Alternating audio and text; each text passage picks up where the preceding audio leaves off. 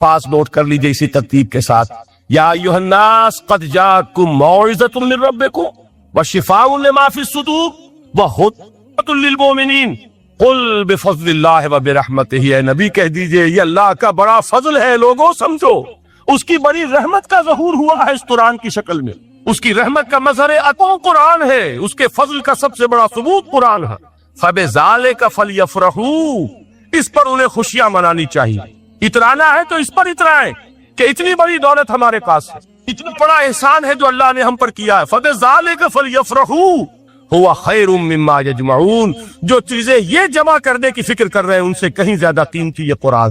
काश के ये दो आयात ही हमारे कल्ब के ऊपर ये कंधा हो जाए। पहली बात मैंने अर्ज की थी, उसका शऊर हर एक के लिए मुमकिन नहीं, उसका बातिन बेदार हो चुका हो।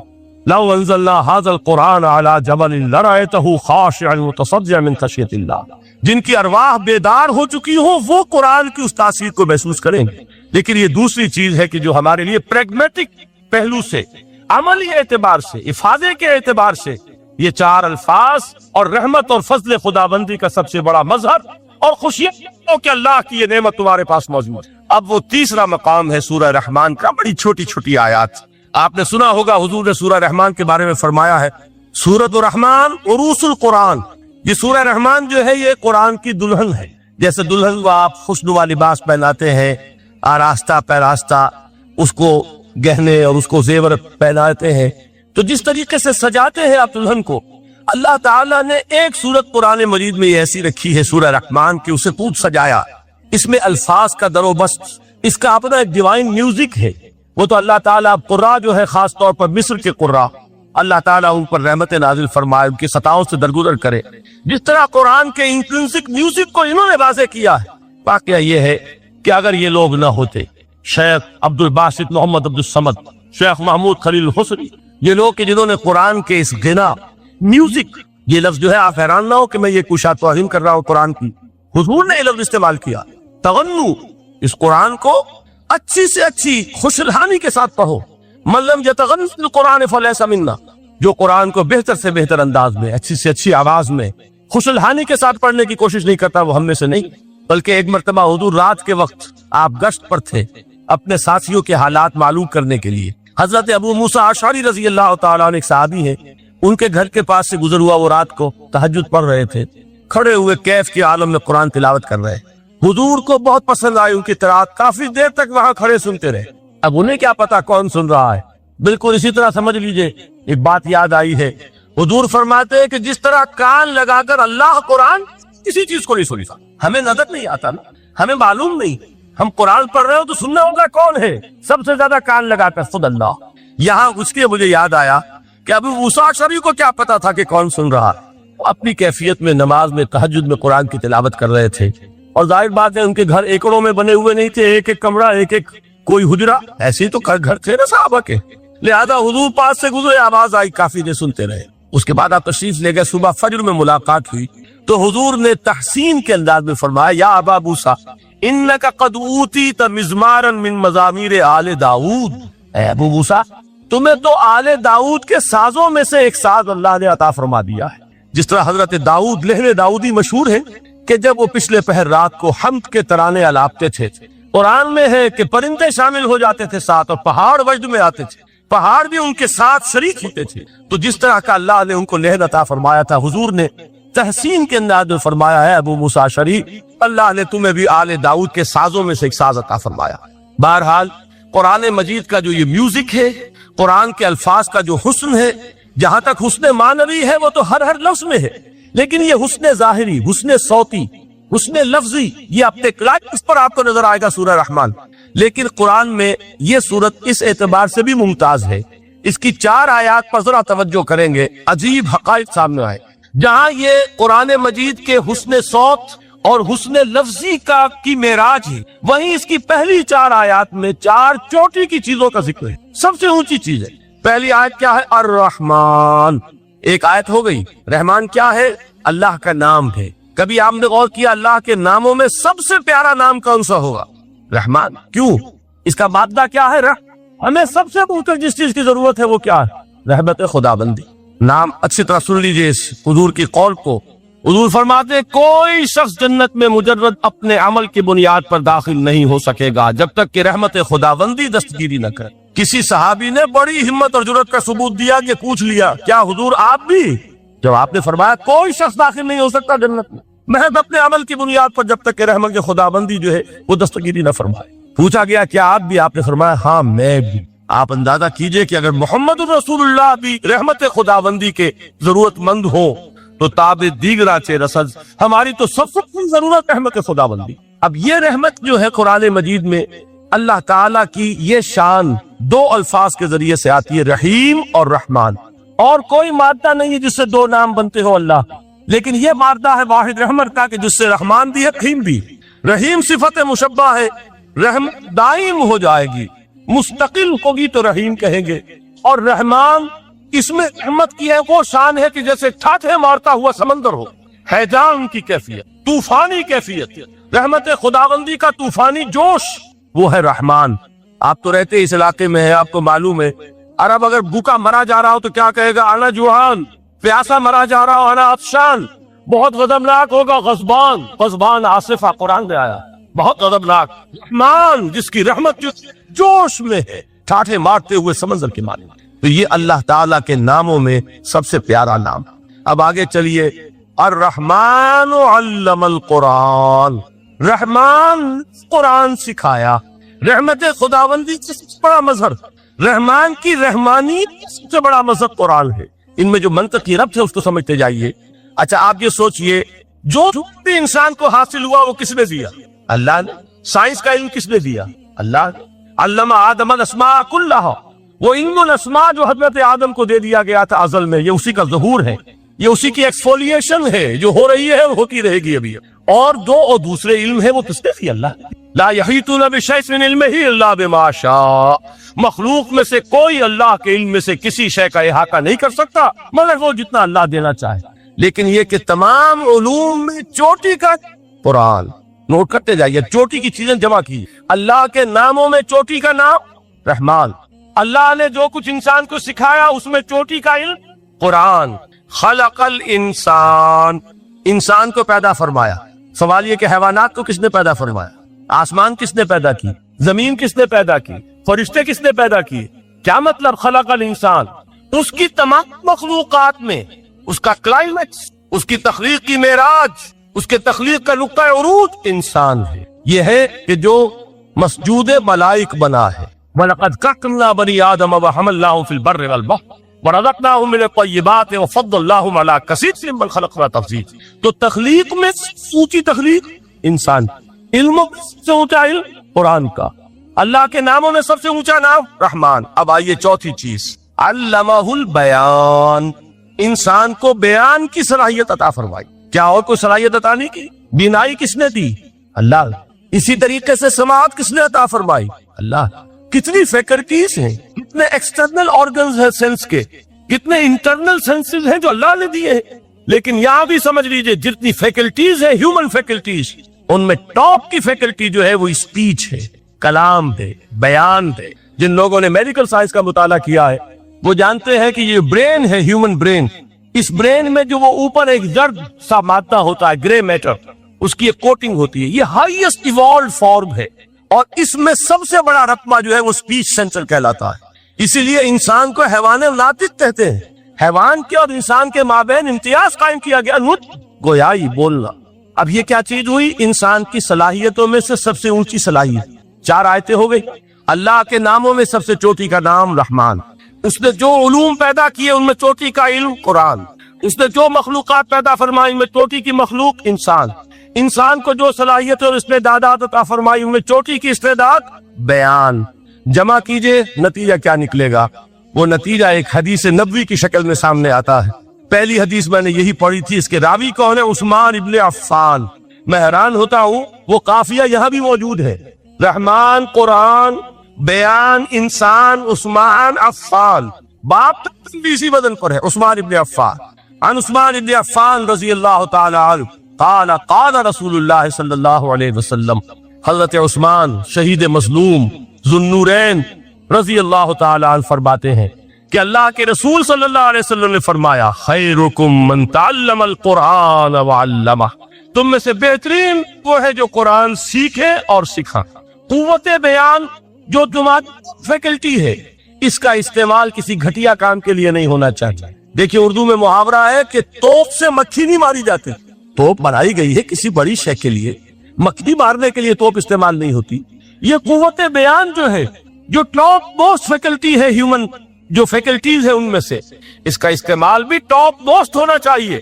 قرآن کو بیان کرو، وہ جیسے کہ علامہ اقبال نے کہا ہے، بلکہ غالباً ان کے قبر پر آس پاس جو اشعار لکھے ہوئے ان میں سے ایک یہ بھی ہے، اگر یک قطرہ خونداری اگر مشتے پریداری بیابامن تو آموزم طریق شاہ بازی را، اگر تمہارے اندر ایک قطرہ بھی خون کا ہے اور مٹھی بھر بھی پر اگر اللہ نے دیے ہیں تو ہے میرے پاس آؤ کہ میں تمہیں شاہبازی کے طریقے سکھاؤں۔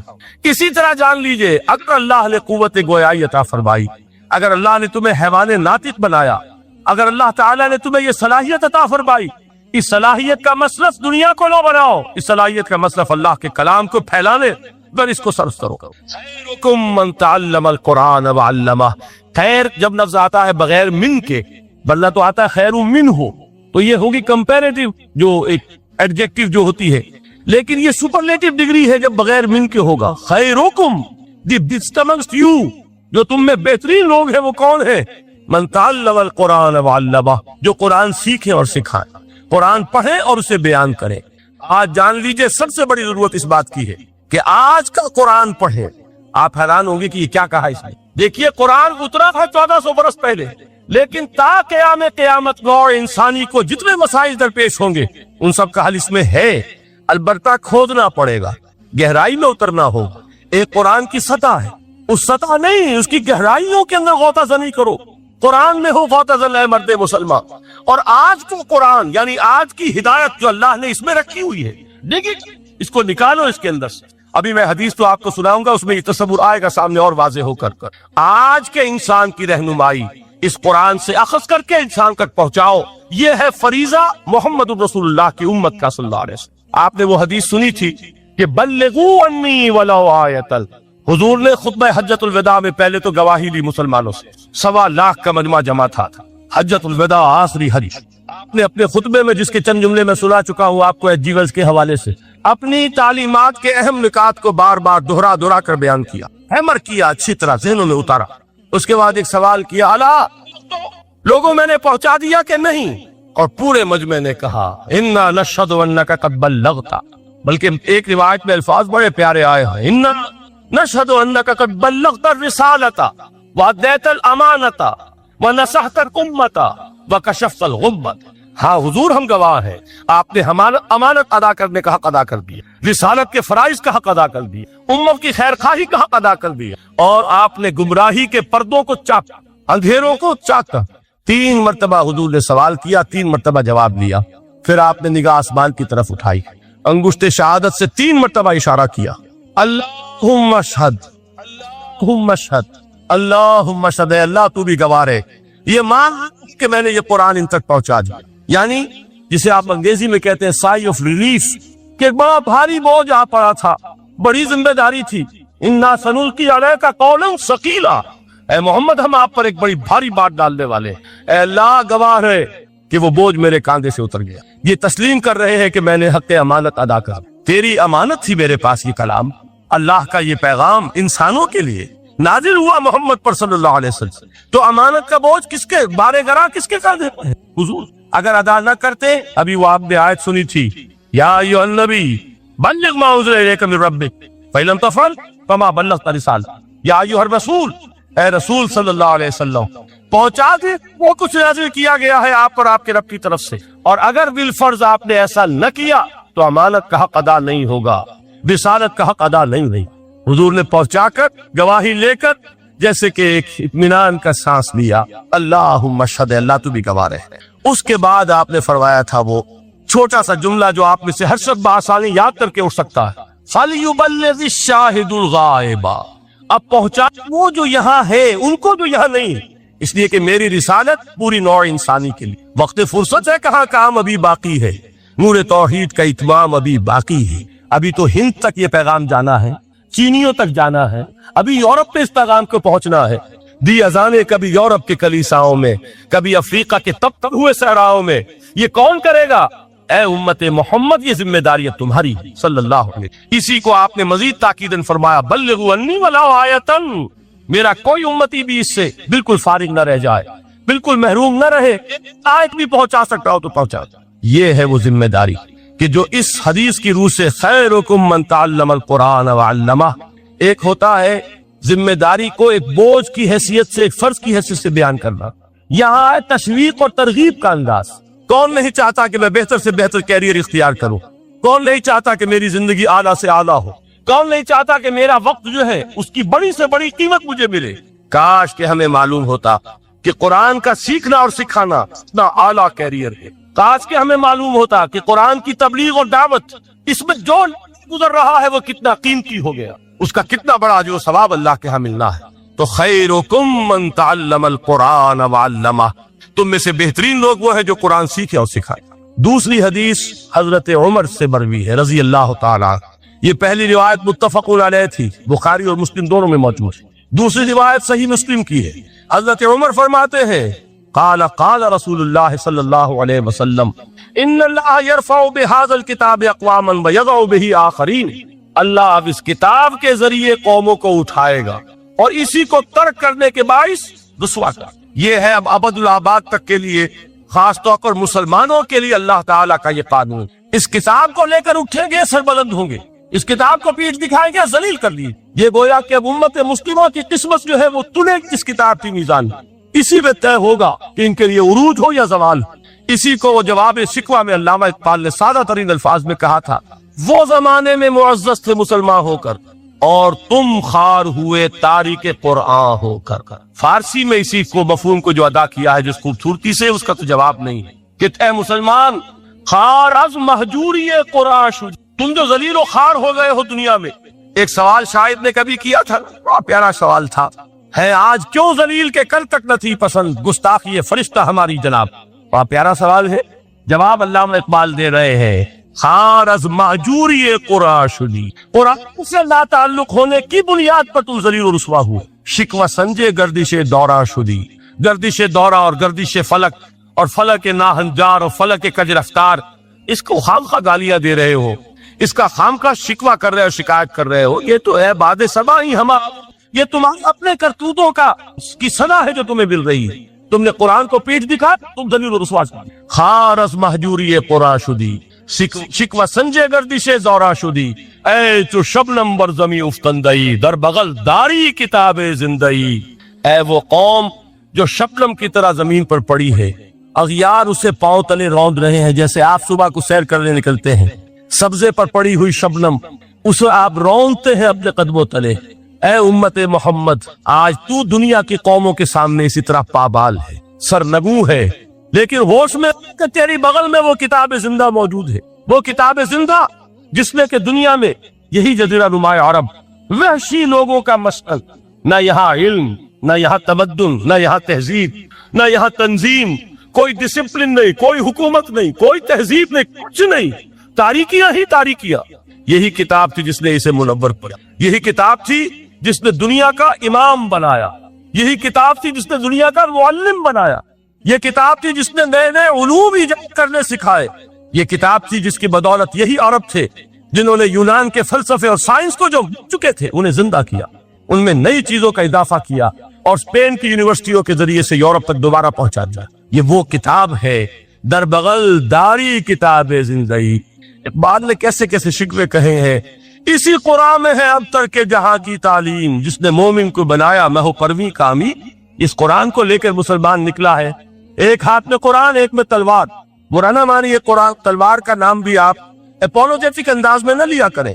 انقلاب کی تکمیل تلوار سے ہوتی، انقلاب کی تمہید کسی کتاب سے ہوتی۔ اچھی طرح جان، کبھی انقلاب صرف کتاب سے نہیں آیا، کتاب سے ذہن بدلتے، کتاب سے فکر بدلتی ہے، کتاب سے سوچ بدلتی، کتاب سے ایک جماعت تیار ہوتی ہے، قوت تیار ہوتی۔ وہ 313 جو میدان بدر میں تھے وہ قرآن کا اعجاز کا ظہور تھے، بندہ مومن کا اگر اپنا تعلق اللہ کے ساتھ مخلصانہ، اس میں منافقت نہیں، اس میں ریا نہیں ہے، اس میں دھوکہ نہیں ہے، اس میں فریب نہیں، مخلصین لہ الدین، وہ اللہ تعالیٰ کا تعلق بھی اس کے ساتھ ریسیپروکیٹ کرتا ہے۔ اللہ تعالیٰ انا عند ظن عبدی دی، حضور یہ اللہ کا قول ہے حدیث قدسی میں کہ میرا بندہ میرے بارے میں جو کچھ گمان کرتا ہے میں وہی سلوک اس کے ساتھ کرتا ہوں۔ اللہ تعالیٰ بھی مخلص ہے، اللہ تعالیٰ کی مرضی کے بغیر کچھ نہیں ہو سکتا، کوئی یقیناً جو کچھ ہوا ہے اس میں میرے لیے خیر ہے، چاہے فوری طور پر مجھے ناگوار دے رہا ہے، مجھے تکلیف ہی ہے،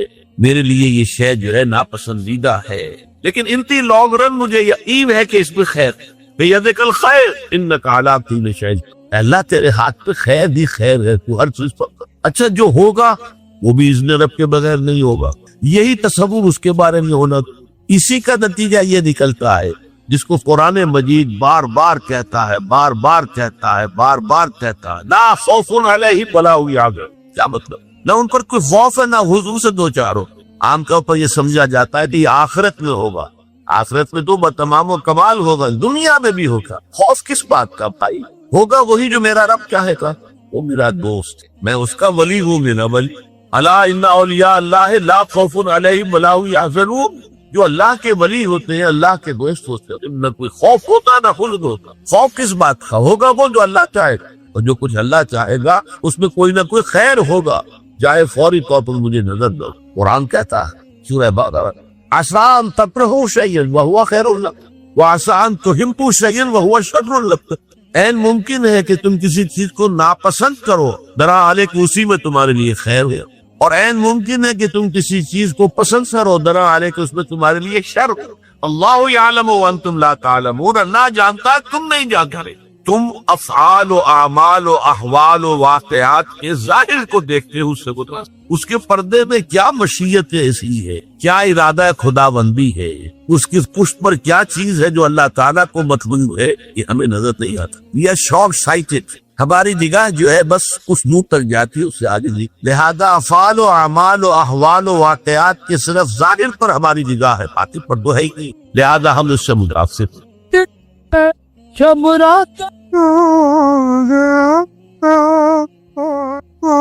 سب لوگ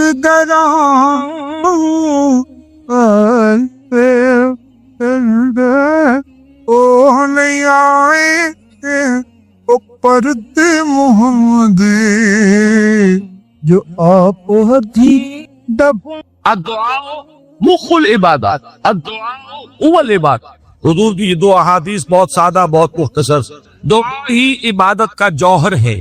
مخ کہتے ہیں ہڈی کے اندر جو گودا ہوتا ہے، وہ مخ، گودا جو ہے عبادت کا وہ کیا ہے؟ دعا۔ توحید فی الدعا کیا ہے؟ صرف اللہ کو پکارا گیا، اور شرک فی الدعا، جس کو بھی پکاریں گے آپ مدد کے لیے اس کو آپ نے معبود بنایا۔ کسے باش یہ مسئلہ سمجھ لیجیے، لا تدعو مع اللہ احد، اللہ کے ساتھ کسی کو مت۔ حضور نے فرمایا کہ جوتی کا تسمہ بھی مانگنا ہو تو اللہ سے، اللہ نے تو دروازہ کھولا ہوا ہے، جو چاہو مانگو، کسی اور سے مت۔ دیکھیے ایک علمی مسئلے اور ہوتے ہیں، یہ جو روحانیات کا معاملہ ہے، عالم ارواح میں کیا صورت ہے، ارواح صرف کہیں اللہ کے پاس کسی کولڈ سٹوریج میں ہے یا اس کا اس دنیا سے بھی کوئی تعلق ہے، ایک ہی مسائل ہے۔ فرض کیجئے اس وقت کوئی ارواح یہاں موجود ہو، فرض کیجئے، میں اس کا انکار نہیں کروں گا، ہو سکتا ہے کہ ہو سکتا ہے کوئی روحانیت والا شخص بتا بھی دے کہ آپ فلاں کی روح موجود ہے، ہوگی بھائی، اسے نظر آتی ہوگی، ٹھیک۔ یہ بھی ہو سکتا ہے کہ کوئی شیطان جن ہو اور وہ دھوکہ دے رہا ہو کہ میں فلاں کی روح ہوں، ہو سکتا ہے، لیکن یہ بھی ہو سکتا ہے، وہ بھی ہو سکتا ہے، مجھے اس سے بحث نہیں۔ مجھے جس سے بحث ہے وہ یہ ہے کہ مجھے پکارنے کی اجازت نہیں، ہوا کرے کسی کی موجود ہوا کرے، مجھے میرے رب کی اجازت نہیں ہے کہ میں اسے مدد مانگوں گا اللہ سے، دعا کروں گا اللہ سے، استغاثہ کروں گا اللہ سے، تکلیف کے لیے دعائی دوں گا اللہ سے۔ اب اللہ جس سے چاہے کروا دے، کسی کو بھیج دے، کسی فرشتے کو بھیج دے، مجھے کیا ہے، مجھے آم کھانے ہیں، پیڑ نہیں گننے، فلاں روح نے آ کے کام کر دیا، ارے بھائی میرا کام بننا چاہیے، اور فرشتہ آ گیا اس نے کام بنا دیا، تو کھڑے تجھے کیا غرض ہے اس سے، میرا کام بننا چاہیے۔ میرا مسئلہ یہ ہے کہ مجھے پکارنا ہے صرف اللہ کو، اس کی بھی قدرت ہے کسی کو نہ بھیجے، نہ کسی روح کو بھیجے، نہ ملائکہ کو بھیجے، بغیر کسی کے جو چاہے کہے۔ اللہ کا مرضی ہے، وہ چاہے کسی روح کو بھیج دے، کسی فرشتے کو بھیج دے، مجھے اس سے غرض ہی کوئی نہیں۔ مجھے تو اپنی تکلیف یا دور ہونا مطلوب ہے، اس کے لیے میں پکاروں گا. سمجھ گئے؟ دیکھیے میں سادہ ترین کر رہا ہوں مسئلہ. عبد القادر جیلانی کی روح یہاں ہے یا نہیں، حضور کی روح انور یہاں ہے یا نہیں، یہ تو علمی مسئلہ ہو گیا نا. یہ فرشتے یہاں ہے کہ نہیں، کوئی اختلاف ہے؟ میں پکار سکتا ہوں کہ بھائی ذرا میرا کام کر دینا. یہ کروں گا تو شرک موجود ہے. کرامن کاتبین ہے کہ نہیں؟ موجود ہونا نہ ہونا یہ مسئلہ علمی. جو اصل میں شرک سے متعلق مسئلہ ہے وہ یہ ہے کہ پکارنے کی اجازت ہے. دیکھیے حضور کی ایک حدیث ہے اور یہ ایک ہمارے لیے خوشخبری ہے. آج 8واں دن ہے آپ اپنی نیند کی قربانی دے رہے ہیں، آ رہے ہیں، سن رہے ہیں. یہ حدیث بھی سن لیجئے، بشارت والی حدیث ہے. مجتمع قوم فی بیت من بیوت اللہ، نہیں جمع ہوتے کچھ لوگ اللہ کے گھروں میں سے کسی گھر میں. اس کا مصداق اول تو مسجد ہوگی، لیکن تقریباً تمام محدثین نے مانا ہے کہ صرف مسجد تک محدود نہیں ہے، سب گھر اللہ کے. یہ جگہ کس کی؟ تو عام ہے یہ چیز. لیکن مسجد کیا ہوگا کہ مصداق اول ہوا. مجتمع قوم فی بیت من بیوت اللہ یتلون کتاب اللہ ویتدارسونہ بینہم. کام کیا کر رہے ہو کہ اللہ کی کتاب پڑھ رہے ہو، وہ سمجھ رہے ہو، سمجھا رہے ہو. تو کیا ہوتا ہے؟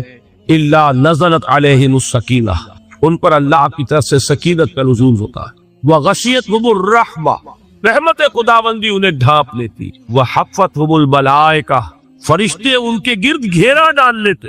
وذکرہم اللہ فی من عندہ، اور اللہ ذکر کرتا ہے ان کا ملائکہ مقربین کی محفل میں. دیکھو تم کہتے تھے یہ انسان بڑا گھٹیا ہے، میرے وہ بندے اس وقت میرے گھر میں جمع ہے صرف میرے کلام کو سمجھنے کے. کہ وہاں فرمایا گیا تھا کہ 3 جو سب سے بڑے بڑے گناہ ہیں، والذین لا یدعون مع اللہ الہا آخر، وہ لوگ کہ جو اللہ کے ساتھ کسی اور الہ کو پکارتے نہیں ہیں، کسی اور سے دعا نہیں کرتے. ولا یقتلون النفس التي حرم اللہ الا بالحق، نہیں انسانی جان کو قتل کرتے ہیں جسے کہ اللہ نے محترم قرار دیا ہے مگر حق کے ساتھ.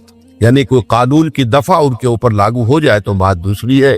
قتل عمد کے قصاص میں قتل ہوگا، یا یہ کہ زنا اگر شادی شدہ مرد یا عورت کرتے ہیں تو ان کی سزا جو ہے وہ رجم ہے، جو قتل کی ایک بہت ہی شدید شکل ہے. یا مرتد کی سزا قتل ہے. اور یا پھر یہ ہے کہ کافر کو قتل کیا جا سکتا ہے جو حربی ہوئی، جس کے ساتھ جو جنگ ہے وہ ڈکلیئرڈ. ان 4 صورتوں کے علاوہ کسی انسان کو کسی حالت میں کسی جذبے کے تحت قتل کرنا جائز نہیں ہے. حرام مطلق. یہ ہمارے ہاں جو وہ عزت کے نام پر آنر کلنگز جو ہو رہی ہوتی ہیں، یہ سب کے سب جو ہے جرم ہے اسلام کے نگاہ میں. کسی کو یہ حق حاصل نہیں ہے کہ اس طرح سے اپنے ہاتھ میں قانون کو لے لے. لیکن اس کے بعد فرمایا تھا کہ جو لوگ یہ کام کرتے ہیں تو پھر یہ ہے یلقا اسامہ، وہ اس کی پاداش بھگت کر رہے. یضاعف لہ العذاب یوم القیامہ، ان کے لیے قیامت کے دن عذاب دگنا کر دیا جائے گا، بڑھا دیا جائے گا. وَيَخْلُدْ فِيهِ مُهَانًا، اور وہ رہیں گے اس میں ہمیشہ نہایت ذلت کے ساتھ رسوا ہو کر. إِلَّا مَنْ تَابَ وَآمَنَ وَعَمِلَ عَمَلًا صَالِحًا، اس میں استثناء ہے کہ جو توبہ کرے اور تجدید ایمان کرے یا ایمان لائے. اگر پہلے کافر تھا تو ایمان لائے گا، اور اگر پہلے مسلمان تھا لیکن یہ کہ یہ گناہ سرزد اس سے ہوا تو گویا کہ ایک طرح کے کفر میں وہ داخل ہو گیا تھا، ایمان حقیقی سے محروم ہو گیا تھا، تو گویا کہ تجدید ایمان کرے. الا من تاب وآمن وعمل عملا صالحا، اور پھر اس کا عمل تبدیل ہو جائے، عمل درست ہو جائے، غلط کام کو فی الواقع چھوڑ دے. فاولئک یبدل اللہ سیئاتہم حسنات، تو یہ وہ لوگ ہیں کہ اللہ تعالیٰ ان کی برائیوں کو بھلائیوں سے بدل دے گا. یہ بات جو ہے بہت بلند ہے، اس میں اللہ تعالیٰ کی طرف سے وعدہ جو ہو رہا ہے کہ فَأُولَٰئِكَ يُبَدِّلُ اللَّهُ سَيِّئَاتِهِمْ حَسَنَاتٍ وَكَانَ اللَّهُ غَفُورًا رَحِيمًا وَمَن تَابَ وَعَمِلَ صَالِحًا. پھر دوبارہ تکرار کے ساتھ یہ بات آ چکی ہے، جو توبہ کرے اور پھر عمل اچھا کرے. فَإِنَّهُ يَتُوبُ إِلَى اللَّهِ مَتَابًا، تو وہ ہے جو حقیقت میں توبہ کرتا ہے اللہ کی جناب میں جیسے کہ توبہ کرنی چاہیے، عمل میں کوئی تبدیلی نہ ہو. اور توبہ کی تسبیح ہوتی جو ہے استغفر اللہ ربی من کل ذنب واتوب الیہ، آپ نے 10 تسبیحیں کر دی، 1000 مرتبہ کہہ لیا، یہ سب زیرو ہے اللہ کی نگاہ میں. ذکر کا ثواب مل جائے گا کہ اتنا وقت آپ نے اللہ کا نام لیا ہے، اللہ کا ذکر کیا ہے، اس کا ثواب تو ملے گا، لیکن یہ توبہ نہیں. اس سے کسی گناہ کی معافی کا کوئی سوال نہیں ہوتا، اس سے برائیوں کے بھلائیوں میں بدلنے کا کوئی امکان نہیں، اس سے اس کی سزا سے بچنے کی کوئی سبیل نہیں۔ اب سورہ تحریم میں خاص طور پر ایک خاص جو پس منظر ہے اس کے اعتبار سے یہ آیت آ رہی ہے، یا ایھا الذین آمنوا توبوا الی اللہ توبۃ نصوحا، اے وہ لوگوں جو ایمان لائے ہیں، اے ایمان کے مدعیوں، دعوے داروں، توبہ کرو اللہ کی جناب میں، لیکن وہ توبہ خالص ہوگی، توبۃ نصوحا۔ اس سورہ مبارکہ کے پس منظر کو نوٹ کیجئے تو اس میں ایک خطائے اجتہادی کہہ لیجئے حضور سے ہو گئی تھی صلی اللہ علیہ وسلم، اگرچہ وہ خطا جانب خیر میں تھی، اچھے کام کے لیے تھی، برے کام کے لیے نہیں تھی، کہ آپ نے اپنی ازواج مطہرات کی دل جوئی کے لیے ایک شے جو اللہ کی طرف سے آپ کے لیے حلال تھی اس کو استعمال نہ کرنے کی قسم کھا لی، تو اس پر حضور کو روکا گیا، یا ایھا النبی لم تحرم ما احل اللہ لک تبتغی مرضات ازواجک، اے نبی کیوں آپ اپنے اوپر حرام ٹھہراتے ہیں وہ شے جو اللہ نے آپ کے لیے حلال قرار دی ہے؟ کیا آپ اپنی بیویوں کی رضا جوئی کے لیے ایسا کر رہے ہیں؟ واللہ غفور الرحیم، اللہ غفور ہے، رحیم ہے، اللہ نے آپ کی خطا سے درگزر کیا ہے، لیکن قد فرض اللہ لکم تحلۃ ایمانکم، اللہ تعالی نے راستہ تمہارے لیے کھول دیا ہوا ہے کہ ایسی قسموں کو کھولا جا سکتا ہے، جس کے لیے کہ سورہ مائدہ کے اندر کفارہ دے دیا گیا۔ تو گویا کہ حضور کو یہاں حکم دیا جا رہا ہے کہ آپ اپنی اس قسم کا کفارہ دیجئے، قسم کا، اور یہ جو قسم ہے اس کو کھول۔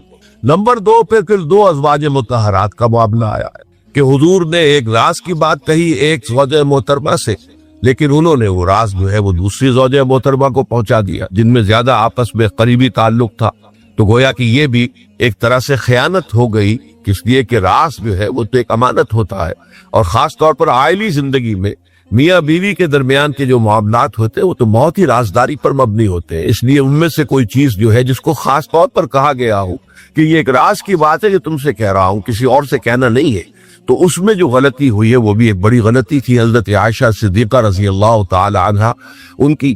تو ان دونوں کے پس منظر میں پھر تیسری بات آئی کہ اہل ایمان اگر تم غافل ہو اپنے اہل و عیال کی طرف سے اس اعتبار سے کہ ان کا کردار کیسا بن رہا ہے، وہ اللہ کے بندے ہیں یا کوئی غلطیاں کر رہے ہیں، خطا کر رہے ہیں، تو دیکھو یہ تم ان کے ساتھ جو ہے وہ محبت نہیں کر رہے، عداوت کر رہے، اس لیے کہ تمہاری اس نرمی، تمہاری اس شفقت اور ان محبت کے اندر اس درجے بڑھ جانا کہ اس میں اللہ تعالیٰ کے جو حرام کردہ امور ہیں ان میں بھی تم ملوث ہو جاؤ، تو یہ گویا کہ در حقیقت تم اپنے آپ سے بھی دشمنی کر رہے ہو اور ان سے بھی دشمنی کر رہے ہو۔ اپنے آپ سے دشمنی کر رہے ہو کہ تمہاری عاقبت خراب ہوگی، ان سے دشمنی کر رہے ہو کہ ان کی اگر تربیت غلط ہو جائے گی تو گویا کہ وہ جہنم کا نوالا بنے گی۔ اب اس تین چیزوں کے پس منظر میں فرمایا جا رہا ہے، یا ایھا الذین آمنوا توبوا الی اللہ توبۃ نصوحا، اے ایمان والو، اے ایمان کے دعوے دارو، اللہ کے جناب میں توبہ کرو، لیکن توبہ خالص نصوح۔ پہلی بات تو یہ جانیے، میں نے بھی یہ یقیناً پہلے بھی عرض کیا ہوگا لیکن دہرانے میں کوئی حرج نہیں ہے، عربی زبان میں یہ دو الفاظ بہت قریب ہیں، آبا یعوب اوبن اور تابا یتوب توبن یا توبتن۔ آبا یعوب اوبن بھی ہوتا ہے واپس لوٹنا، لیکن یہ ہے کسی یعنی مادی چیز کی طرف سے واپس لوٹنا۔ ایک ہے تابا یتوب توبن یا توبتن، وہ کسی فعل سے، معنوی چیز سے پلٹ آنا، لوٹ آنا۔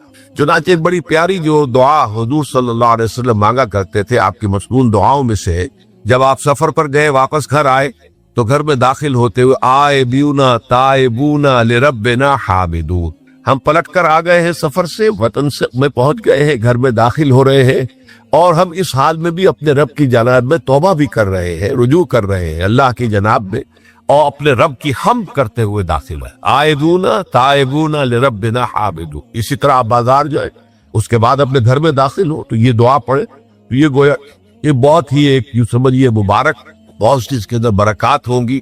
تو اس میں بھی لفظ آبا یعوب اوبل، تابا یتوب توبت، یہ دونوں کے بہت قریب آ گئے، آئبونا تائبونا لربنا حامدون، توبو الی اللہ۔ اب قلعہ کو نوٹ کیجئے، یہ توبہ کا لفظ بھی بہت سے ایسے الفاظ میں سے عربی زبان کے، جیسا کہ اس سے پہلے ہم دیکھ چکے ہیں کہ ایک لفظ رغبہ، رغبہ رغبت جسے اردو میں ہم بولتے ہیں، رغبہ الہ ہوگا تو کسی شے کی طرف رجحان ہونا، اس کی طلب پیدا ہو جانا، اس کی خواہش پیدا ہو جانا، اور رغبہ عن ہوگا تو کسی چیز سے متنفر ہو جانا، دور ہٹ جانا، دور چلے جانا۔ ورب ایک ہی ہے، پریپوزیشن کی چینج سے بالکل برعکس نتیجہ نکل آیا۔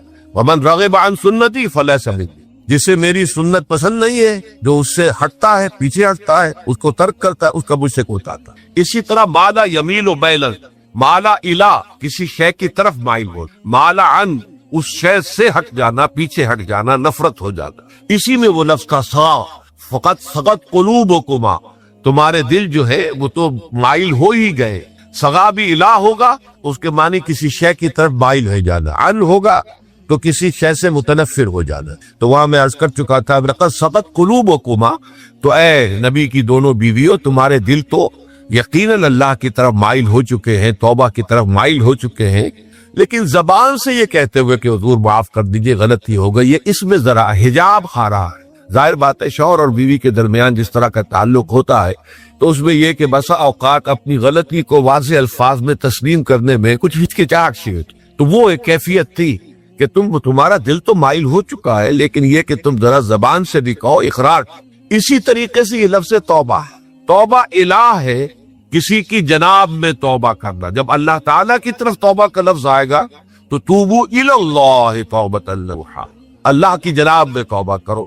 اور جب اللہ تعالیٰ توبہ کرتا ہے، یہ لفظ جو ہے دو طرف استعمال ہوتا ہے، تواب بندہ بھی ہے، تواب اللہ بھی ہے۔ اللہ تواب ہے، بہت توبہ کا قبول کرنے والا، بندہ تواب ہے، بہت زیادہ توبہ کرنے والا۔ وہ حدیث میں آپ کو سنا چکا ہوں، کل بنی آدم خطاؤون وخیر الخطائین التوابون، تمام بنی آدم نہایت خطا کار ہے، گناہ گار ہے، غلطیاں ہوتی ہیں، خطائیں ہوتی ہیں، لیکن ان خطا کاروں میں بہتر لوگ وہ ہیں جو بہت توبہ کرنے والے، رجوع کر پلٹتے ہیں، ان میں پشیمانی پیدا ہو جاتی ہے اور وہ اللہ تعالیٰ کی جناب میں رجوع کرتے ہیں، تو وہ تواب ہے، بہت زیادہ توبہ کرنے والا۔ لیکن اللہ کی جناب میں توبہ جب بندہ کرتا ہے تو وہ الہ آئے گا، تابہ الہ، اس نے توبہ کی اللہ کی جناب میں۔ اللہ توبہ کرتا ہے یعنی اللہ تعالیٰ جو ہے اپنی نظر شفقت اور نظر رحمت جو پھیر ہی تھی اس نے کہ ایک بندے نے گناہ کیا ہے، میرے حکم کی جو ہے خلاف ورزی کی ہے، معصیت کا ارتکاب کیا ہے، تو اللہ تعالیٰ اپنی رحمت اور شفقت کی نگاہ اس سے ہٹا دے۔ لیکن جب بندہ توبہ کرتا ہے تو پھر اللہ تعالیٰ بھی رجوع فرماتا ہے اور اپنی شفقت اور رحمت اور مغفرت کے ساتھ بندے کی جانب متوجہ ہو جاتا ہے۔ لیکن وہاں تابہ اعلیٰ آئے گا، تم علینا، اے پروردگار ہماری توبہ کو قبول فرما، وہ اللہ کے ساتھ آئے۔ ہم جب توبہ کریں گے تو وہ الہ کے ساتھ آئے۔ تو یہاں فرمایا توبو الی اللہ، اللہ کی جناب میں توبہ کرو، پلٹو، رجوع کرو، اور توبۃ نصوحا، خالص توبہ۔ اس کی جو وضاحت تھوڑی سی میں ابھی کر چکا ہوں کہ خالص توبہ سے مراد کیا ہے۔ یہ نہیں کہ بس توبہ کی ورد ہو رہا ہے اور توبہ جو ہے وہ اس کے کلمات زبان سے ادا کیے جا رہے ہیں۔ بعض لوگ ہیں وہ جو آیت کریمہ ہے اس کا 1.25 لاکھ قرض ہو رہا ہے، ورد ہو رہا ہے، کتنا ہو رہا ہے، اس کی تسبیح پڑھ رہے، اس سے کچھ نہیں ہوگا جب تک کہ دل کے اندر گناہ سے نفرت پیدا نہ ہو جائے، حقیقی پشیمانی نہ ہو کہ یہ مجھ سے بہت غلط حرکت سرزد ہوتی رہی ہے، پختہ ارادہ نہ ہو کہ آئندہ یہ کام نہیں کروں گا یا کروں گی، اور یہ کہ بالفعل بھی اس کام کو چھوڑ۔ یہ 3 شرطیں کم سے کم ہے ان چیزوں میں کہ جو حقوق اللہ میں سے، اللہ تعالیٰ کے حقوق، ان میں کوتاہی ہوئی ہے، ان میں غلطی ہوئی ہے، اس میں انسان نے کسی معصیت کا ارتکاب کیا ہے، تو 3 شرط۔ حقیقی پشیمانی نمبر 1، جس کے لیے میں نے اقبال کا شعر آپ کو سنایا تھا جو بالکل نوجوانی کے دور میں انہوں نے کہا تھا، اور کسی اب میں نام بھول رہا ہوں، کوئی بہت بڑے شاعر تھے، استاذ تھے، اساتذہ اور استاذ الشعراء، انہوں نے کہا تھا کہ میاں صاحبزادے اس عمر میں، اور یہ شعر اس قدر اونچا شعر ہے کہ موتی سمجھ کے شان کریمی نے چن لیے قطرے جو تھے میرے عرق انفعال کے۔ انفعال کرتے شرمندگی کو، کہ میں جب شرمندہ ہوا کہ میں اللہ کی جناب میں کیا حرکت کر بیٹھا، تو اس سے میری پیشانی پر جو پسینے کے قطرے رونما ہوئے، اللہ تعالیٰ نے ان کو موتی سمجھ کے چن لیا۔ اللہ تعالیٰ کو بندے کی توبہ سے اتنی خوشی ہوتی۔ وہ حدیث بھی میں آپ کو سنا چکا ہوں کہ تم اندازہ کرو، ایک شخص ہے کہ جو ایک ریگستان میں لقودق صحرا میں سفر کر رہا تھا، اس کا ایک اونٹ تھا جس پر وہ سفر کر رہا تھا، اسی پر اس کا جو بھی راستے کا کچھ کھانا وانا تھا، خوراک تھی، وہ بھی اس کی پوٹلیاں بھی تھی اور پانی کی چھاگل بھی بنی ہوئی تھی۔ تھوڑی دیر کے لیے وہ ایک درخت کے سائے میں بیٹھ گیا استراحت کے لیے، مویشی میں آنکھ لگ گئی اس کی، اب جب آنکھ کھلی تو دیکھا کہ اونٹ کھائی. اب اونٹ گویا جی اس کی زندگی کا واحد سہارا. کہاں جائے گا بغیر ریت کے؟ اس دوڑا دائیں بائیں شمال جنوب مغرب مشرق سب میں، کہیں جہاں تک وہ کر سکتا تھا اسے کہیں اونٹ نظر نہیں آیا. تو پھر وہ اسی درخت کی سائے میں آ کر بیٹھ جاتا ہے موت کے انتظار میں کہ اب تو موت ہی آئے گی، نہ کھانے کو کچھ، نہ پینے کو پانی، نہ سواری کہ میں کہیں یہاں سے نکل سکتا. اچانک دیکھتا ہے کہ وہ اونٹ تو کھڑا ہوا ہے اور وہ سامان بھی واجب ہو جائے. تو اس میں فرق مسرت کی وجہ سے خوشی اتنی شدید ہوتی ہے اسے کہ وہ کہنا تو یہ چاہتا ہے اللہ میں تیرا بندہ ہوں تو میرا رب، لیکن وہ کہہ یہ بیٹھتا ہے اللہ میں تیرا رب ہوں تو میرا بندہ. یعنی اتنا وہ اپنے اس میں حواس کو بیٹھتا ہے خوشی کی وجہ. اتنی ہی خوشی ہوتی ہے اللہ تعالیٰ کو اپنے کسی گناہ گار بندے کی توبہ سے. اب آپ اندازہ کریے، یہ ہے جو تشبیہ حضور صلی اللہ علیہ وسلم نے توبہ کی عظمت کے لیے بیان کیا. تو اس کے حوالے سے اور میں آپ کو فلسفے کے طور پر بھی بتا چکا ہوں کہ بہت بڑی غلطی جو ہے، جیسے ان دونوں صورتوں کا جو مرکزی مضمون میں نے بتایا تھا کہ خاندانی زندگی میں دو انتہائی کیفیات پیدا ہوتی، یا میاں بیوی کی موافقت نہیں ہو رہی تو آخری حد ہے طلاق، یا یہ ہے کہ اتنی محبت ہو گئی ہے کہ محبت کی وجہ سے شریعت کی حدود کے اندر رد و بدل ہو رہا ہے. تو پہلے کے موضوع کے اوپر سورہ طلاق ہے اور دوسرے موضوع کے اوپر سورہ تحریم ہے. تو طلاق کے معاملے میں بھی عیسائیوں سے جو بہت زیادہ غلطی، بہت بڑی سرزد ہوئی، وہ یہ ہے کہ حضرت عیسیٰ نے یہ فرمایا تھا کہ جو شخص اپنی بیوی کو طلاق دیتا ہے گویا کہ ناحق، وہ گویا کہ اس سے زنا کرواتا ہے. یعنی یہ کہ طلاق ہو گیا اس کو، اب وہ بیچاری جو ہے وہ بے شوہر کے ہے، عام طور پر متعلقہ سے کوئی شادی نہیں کرتا تھا، تو اب اس کے فتنے میں مبتلا ہونے کا امکان موجود، وہ زناکاری پر آمادہ ہو سکتی. تو اس جس شخص نے اسے غلط طلاق دی تھی در حقیقت وہ ذمہ دار ہوگا اس زناکاری کا جو وہ کر رہی. یہ اصل پہ ایک اخلاقی تعلیم تھی جس کو کہ انہوں نے قانونی سمجھ لیا اور طلاق کا دروازہ بند کر دیا. حالانکہ شریعت موسوی و طلاق کا راستہ کھلا تھا، جیسے شریعت محمدی میں کہ اگر کوئی صورت ایسی ہے کہ مزاج نہیں مل رہا ہے تو ٹھیک ہے علیحدہ ہو جاؤ، سیپریشن کا راستہ کھلا اٹھاؤ. اگرچہ اللہ کو حلال چیزوں میں سب سے زیادہ ناپسند طلاق ہے، اللہ چاہتا یہی ہے کہ یہ بندل بند جائے تو بدا رہے ساری عمر، لیکن یہ بھی نہیں ہے کہ گھر کے اندر چخ چخ ہوتی رہے، چپلش چلتی رہے، گھر کے اندر چین نہ رہے، راحت نہ رہے، باہمی اعتماد نہ ہو اور پھر بھی وہ بندل بدا رکھا جائے، اس کا کوئی فائدہ نہیں. تو قانون وہ تھا لیکن اخلاقی تعلیم یہ تھی کہ جیسے حضور نے فرمایا ابغض الاحلال عند اللہ الطلاق، لیکن ساتھ ہی میں نے وہ حدیث بھی آپ کو سنا دی کہ جو شخص اپنی بیوی کی جو بھی اس کی روش ہے اس سے سخت نالا ہے، شکایتیں کرتا پھرتا ہے دوسروں سے، طلاق نہیں دیتا، تو اللہ تعالیٰ اس کی دعا سنتا ہی کہ جب میں نے تمہارے لیے راستہ کھلا ہوا تھا وہ تم اختیار نہیں کر رہے. تو یہی معاملہ در حقیقت عیسائیوں نے اس حد تک بڑھایا کہ حضرت آدم اور حوا سے جو خطا ہو گئی تھی وہ خطا جو ہے وہ تو ہر انسان دنیا میں جو آتا ہے تو خطا کار ہے، وہ اپنے آباء و اجداد، اپنے اماں حوا اور اپنے ابا آدم کی خطا لے کر اپنے ساتھ پیدا ہو رہا ہے، تو گناہ گار ہے. Man is sinful from the very birth. اب اس کا کیا علاج ہو؟ وہ تو اس کا علاج ڈھونڈا کہ اللہ نے اپنا اکلوتا بیٹا زمین پر بھیج کر اور اسے ان لوگوں کی طرف سے کفارہ بنا لیا کہ جو ہمارے اس بیٹے پر ایمان. یہ سارا عقیدہ بنائے فاسد علی الفاسد کیوں ہوا کہ توبہ کے بارے میں تصور ان کا غلط ہو گیا. اللہ قرآن مجید نے واضح کیا کہ غلطی تو ہوئی تھی، حضرت آدم و حوا سے شیطان کے بہکانے میں آ گئے تھے، لیکن یہ کہ پھر انہوں نے توبہ کی، اللہ نے تاب علیہ، اللہ نے اس کی توبہ قبول فرما لی. فتلقى آدم من ربہ کلمات فتاب علیہ، تو آدم نے اپنے رب سے کچھ کلمات سیکھ لیے، پشیمانی تو ہو گئی تھی، شرمندگی ہو گئی تھی، لیکن الفاظ نہیں مل رہے تھے. کن الفاظ میں وہ اللہ کی جناب میں توبہ پڑ، اللہ کی کمال شفقت کے اللہ نے وہ الفاظ بھی انہیں تلقین کر دیے جو سورہ اعراف کے اندر بیان ہوئے ہیں. ربنا ظلمنا انفسنا وان لم تغفر لنا وترحمنا لنکونن من الخاسرین، اللہ نے توبہ قبول فرما لی، فتاب علیہ. اب جو بچہ پیدا ہو رہا ہے نسل آدم کا، وہ کوئی اپنے جد امجد جو ہے حضرت آدم اور حضرت حوا کے گناہ کی پوٹ لے کر نہیں آتا ہے، وہ تو کل مولود یولد علی الفطرہ، فطرت الاسلام پہ پیدا ہوتا ہے. تو توبہ کی در حقیقت جو عظمت اور حقیقت ہے ہمارے دین میں، اس کو نہ سمجھنے سے بھی بہت بڑی غلطیاں لوگوں سے ہو جاتی ہے. تاریخ انسانی میں اتنی بڑی بڑی غلطیاں ہو. طلاق کے معاملے میں بھی عیسائیوں نے پھر یہ کیا کہ سوائے اس کے کوئی شکل نہیں ہے کہ بیوی زنا کار ہو تو پھر تو طلاق ہو جائے گی، سیپریشن ہو جائے گی. لہذا جو طلاق دینا چاہتے تھے وہ ایسے مواقع پیدا کرتے تھے کہ بیوی زنا کرے، یا یہ کہ جھوٹی گواہیاں فراہم کرتے تھے زناکاری کی اور پھر اس سے چھٹکارا حاصل کرتے تھے. اس کے بغیر چھٹکارا حاصل کرنے کی کوئی شکل نہیں تھی. اس میں بڑے بڑے افسانے جو ہے وہ مغربی لٹریچر کے اندر آپ کو ملے گے کہ عورت سے نجات پانے کے لیے انہیں پھر یہ کرنا پڑتا کہ جھوٹے طور پر جھوٹا الزام تہمت لگا کر اس کے اوپر زنا کا الزام ثابت کرے، یا یہ ہے کہ اسے واقعتاً خود ایسے حالات میں ڈال دے کہ وہ زانیہ بن جائے اور پھر اس سے نجات حاصل۔ یہ گویا کہ پھر وہی بناء فاسد علی الفاسد، ایک غلط بات کے اوپر دوسری غلط بات۔ تو توبوا الی اللہ توبۃ نصوحا، توبہ کرو اللہ کی جناب میں جو کہ خالص توبہ۔ خالص توبہ میں 3 شرائط میں نے بیان کر دی کہ اگر اللہ کے حقوق میں معاملے میں کبھی بیشی ہوئی ہے تو پھر یہ ہے کہ پشیمانی حقیقی، عزم مصمم دوبارہ نہیں کروں گا نہ کروں گی، اور نمبر 3 یہ کہ ایک مرتبہ اس گناہ کو لازماً چھوڑ دینا۔